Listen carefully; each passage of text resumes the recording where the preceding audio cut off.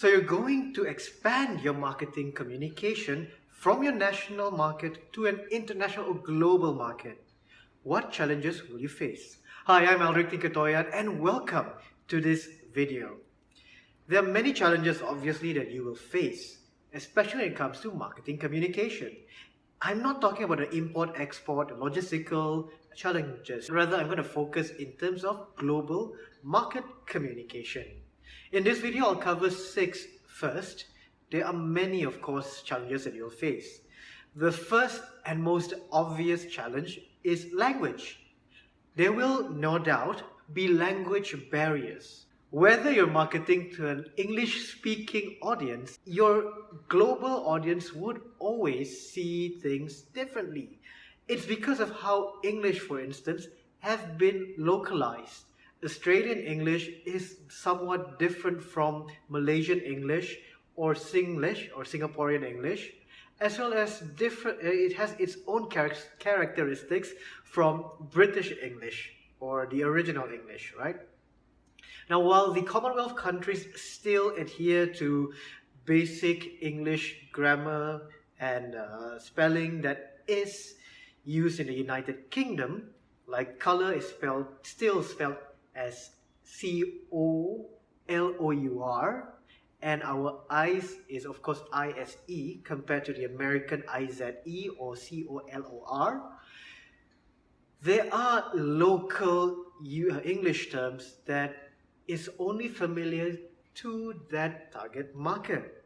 For example, colloquialism. Okay, for example, colloquialism, if I were to go meet my friends and say, let's go Yamcha, obviously Yamcha isn't an English word.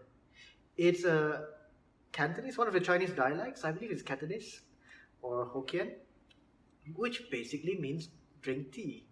So yeah, it's let's go for a drink. Let's go for a drink, or let's go lepak, which is hang out. And hang out too is again slang versus. Come on. If we're not used to the slang, we might think hang what out, right? So even within the same language-ish, there will still be nuances. There will still be localization that presents a challenge. Next is literacy. This we cannot avoid. In many countries, even though broadcasting, even though advertising, radio communication is available, it presents a challenge when it comes to print because there are still pockets of our global population which can't read. They have access to different media and media types, but they can't read. I'm sure illiteracy is being combated globally by the respective governments. The statistics are reduced, and in the long run, I'm sure we'll see 100% literacy. But that is a challenge, a global challenge which we face. Number 3 is color.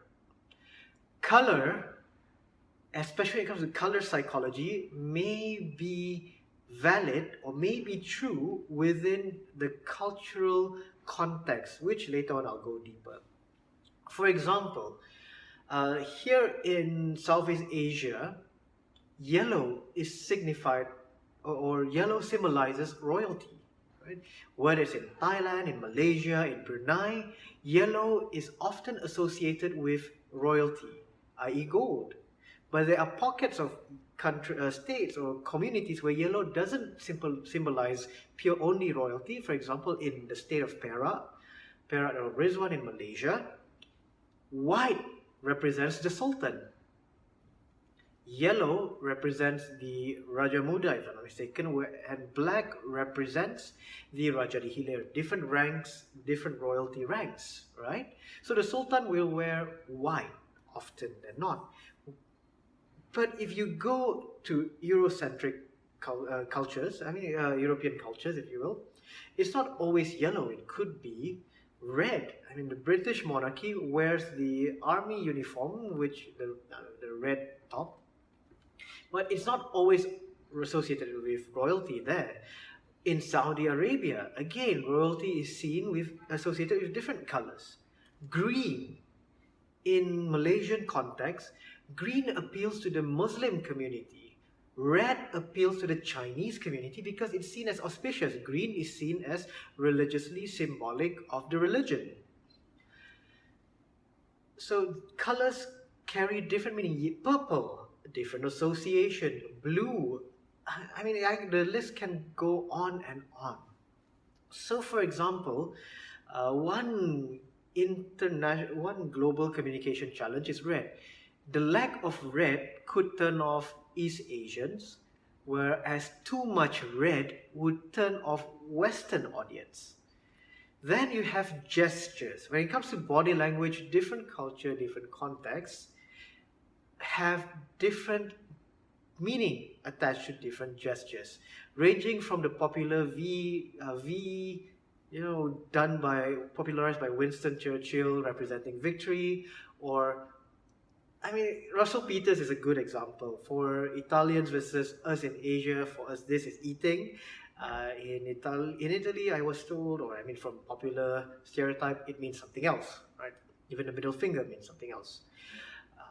So gestures, face palm.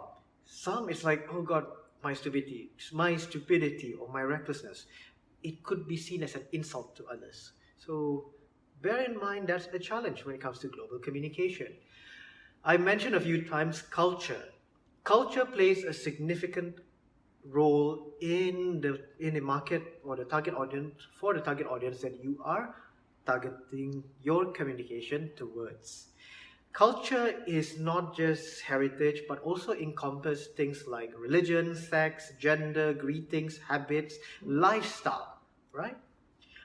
Gender roles, for instance, in the more conservative Asian cultures would have a different understanding. Okay, and it's very hard to generalize, right? I'm stereotyping Asian culture, but the reality is in some contexts, like the Minangkabau of Indonesia, the Minangs of Indonesia, and even Negeri Sembilan, emphasizes the importance or emphasizes the role of the matriarchs in the family. In fact, inheritance is through matrilineal lineage that is influenced by the adat pepatih or the pepatih custom, as opposed to the adat temenggung, which is similar or akin to the male primogeniture inheritance or cultural inheritance succession that is used and applied in many Western countries.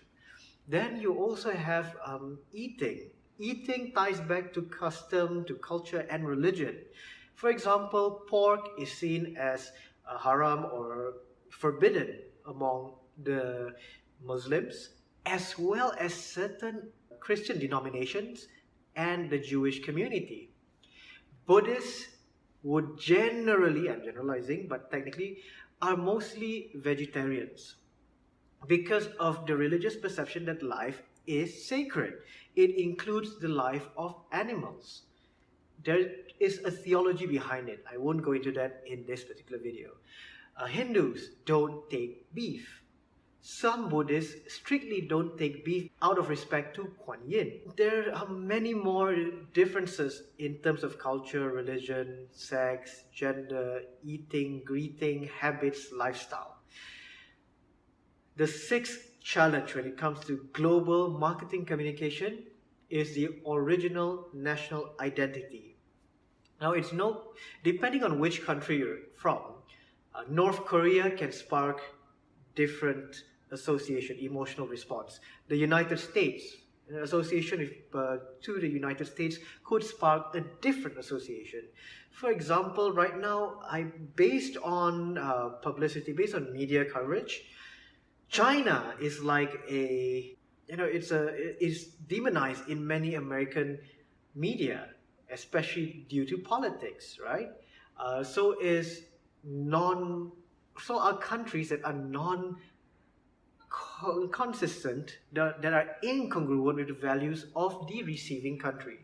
So, in Malaysia, there's this geopolitical tussle between Singapore and Malaysia at, again, the policy making level rather than the grassroots level. There's this little rivalry that's going on. Even Malaysia, Indonesia, Singapore, there are pockets of rivalry where some businesses may not want to associate themselves with their original, because sometimes it is caused by historical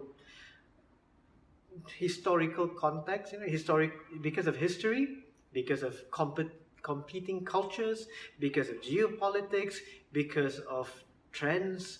So some businesses, some organizations would try to distance themselves from being associated as a ex-country company. In Malaysia, I'll give you another example. McDonald's. McDonald's tried to change the public perception that was against it in one point of time, because of because of the occupation of the Gaza Strip and of Palestine. So there were rumors circulating that McDonald's is funding Zionist regime. So things like that, and some, like Huawei, would try to position itself more of a technology company rather than a Chinese PRC company. So and sometimes it is in the best interest of the company or the brand to disassociate themselves from the country of origin. No doubt country of origin, because everyone starts somewhere, right? Facebook started in the United States, Google started in the United States, Petronas started here in Malaysia. But being a global brand also represents being part of a bigger community. Just like how BMW is trying to do a localized version of things, Mercedes trying to make certain things local, even KFC and McDonald's, they're trying to localize their menu, even though it's an American brand, or it started from America, but or it originated from the United States of America. So they're trying to break the association to a country. For good or for bad, it depends on the business objective. Okay, I would like to recap that there are 6 challenges that I've covered in this video. Number 1, language. Number 2, literacy. Number 3, color. Number 4, gesture. Number 5, culture. And number 6, original national identity. Thank you very much for taking the time to watch this video. I really appreciate the gesture. I would also love to hear from you, especially if you found great value in what I've shared. Do get in touch with me on Facebook, LinkedIn, Twitter, or even Instagram, and here on YouTube. So leave a comment in the comment section down below. Please share my video, and if you're on YouTube, remember to hit the bell button so you can get notifications when new videos are uploaded. Once again, thank you very much for your support, encouragement, and feedback. Bye.